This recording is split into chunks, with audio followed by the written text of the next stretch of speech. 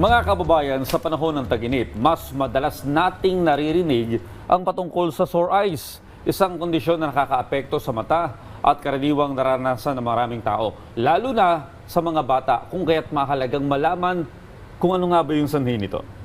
At upang mabahagi ng mahalagang impormasyon tungkol sa sore eyes at para mas malinawan tayo tungkol dito, makakapanayam natin si Dr. Maria Cristina Ignacio Alberto. Magandang umaga po at welcome to Rise and Shine, Doc. Doc, good morning. Okay, Doc, nakamute po yung inyong... yan, maaari nyo po bang paki-press yung... Paki-unmute po para marinig po namin kayo. Yeah, good morning Ayun. everyone. Hi Sir Donnie, nice to be back here. Ayan, welcome back, Doc. Doc, madalas nating naririnig yung sore eyes, ano? Pero ano nga po ba ito? Pakipaliwanag po sa ating mga kababayan. Okay, ang sore eyes po ay pamumula ng mata na may kasamang pangangati, discomfort, eye discharge, could be watery discharge or sometimes nagkakaroon po ng nana, at saka yung sensation na parang may puwing or sandy feeling po or gritty feeling sa ating mga mata. Ano po yung cause nito, Doc? Okay.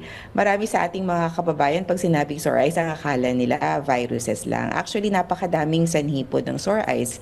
It could be infection. So, pag sinabi nating infection, it could be viruses or bacteria. Sometimes, it can be also secondary to allergens. So, yung mga nakaka-allergy like pollen.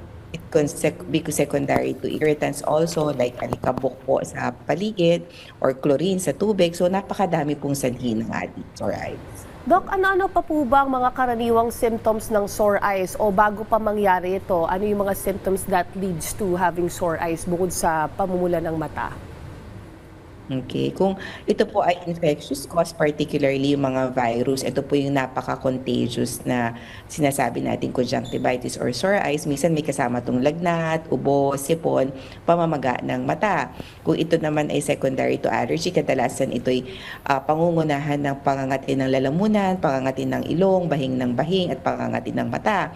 Kung ito naman po ay secondary sa exposure sa chlorine or sa tubig ng swimming pool, ito ay maaaring magkaroon ng irritation, pananakit ng mata, paglabo kaunti ng mata at pamumulan nito. So, it depends po talaga sa sanhi ng sore eyes.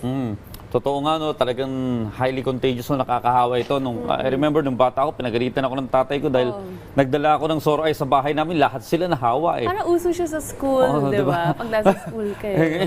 Hirap na hirap pumasok sa trabaho yung tatay ko noon, kaya nag-asakit. Pero eto, dahil nakakahawa po ito, sakaling maramdaman mo na nangangati na yung mata mo at hindi na pangkaraniwan yung nararamdaman mo, ano po yung pinaka dapat na gawin ng meron nito?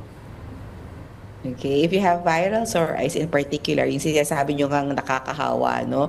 Parang kapag nakakuha ang isa, buong bahay ay mahahawa, i-isolate nyo po agad yung pasyente.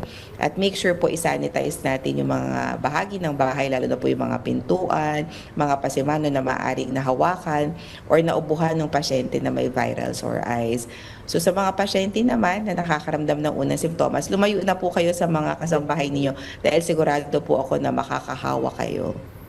Yun nga, mabilis makahawa. Paano ba ito na ipapasa, Doc? Okay. Pag viral sore eyes po, napapasa ito sa pamamagitan ng droplet spread. Kung ito po ay adenovirus in particular, kung umuubo yung pasyente, kung katabi ka, maaari kang mahawahan. Minsan naman po sa ating mismong eye discharge, kaya po dapat huwag po kamot ng mata kasi lahat po ng hahawakan yung pasimano at surfaces ay maaaring magdala ng viruses. So kung hahawak yung tao dun sa doorknob ng bahay, sa inyong mga mesa, ay maaari po makahawa na kaagad kayo. May misconception kasi pag may sore eyes, wag mo titignan kasi baka mahawa. Yun yung sinasabi ng mga classmate. Pero hindi ganon. Hindi ganon, So, parang Well, contact ng kamay, ganyan. Okay. Well, Doc, kaya po ba yung gamutan lang sa bahay o kailangan talaga magpatingin sa espesyalista o sa doktor? Okay. Kung minor sore eyes na to the viral sore eyes, usually po self-limiting, meaning gagaling po siya ng kusa. So you can just apply cold compress. Kung makatayo, you can take your antihistamine. Kung may konting lagnat, you can take your paracetamol. So depende po sa sanhi ng sore eyes. Pero may mga sore eyes tayo na secondary, for example, sa bacterial infection na sobrang nagnanana na po yung mga mata na kailangan po nating dalhin agad sa doktor. May mga over-the-counter na parang ointment ba na nilalagay sa mata, doktora, na pwedeng gamitin ng meron nito? Kung sobra po talagang nangangati at nagdadry yung mata, you can take your lubricant para sa mga mata, yung mga pinapatak. Pero be careful po kung nagpapatak tayo sa ating mga mata na siguraduhin na tama po yung ating nilalagay. Kung unsure po tayo, lalo na po kung may mga red flags or danger signs na hindi ito pangkaraniwang sore eyes, ay dalhin po kagad sa pinakamalapit na doktor. Oo, magpa-check up na lang. Pero doktora, naalala ko nung time na nagkaroon ako ng sore eyes, may kasamang lagnat eh. Tama po ba, doktora? Oo. Nabanggit Usually po, ito po yung tinatawag nating mga adenovirus infection. Ito po yung may kasamang ubo, sipon, pananakit at pangangati ng lalamunan. Yun po yung very contagious na forma ng sore eyes. Pag mababa yung immune system, it seems like sabay-sabay yung sakit, no? May kasamang flu, parang flu-like symptoms.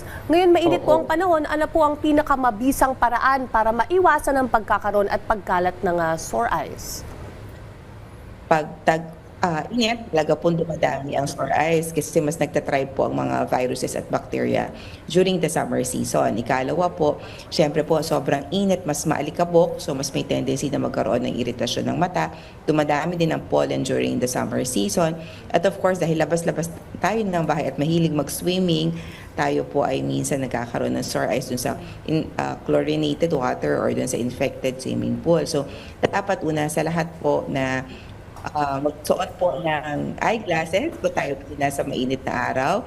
Mag-sunblock din po tayo. Tapos, siguraduhin po na kapag naliligo tayo sa labas, talagang malilinis po yung mga swimming pool na ating pinaliliguan. So, yun po yung mga dapat nating tandaan during the summer season. Kunwari, nag-swimming tayo, tapos siya lang yung nagkaroon ng sore eyes.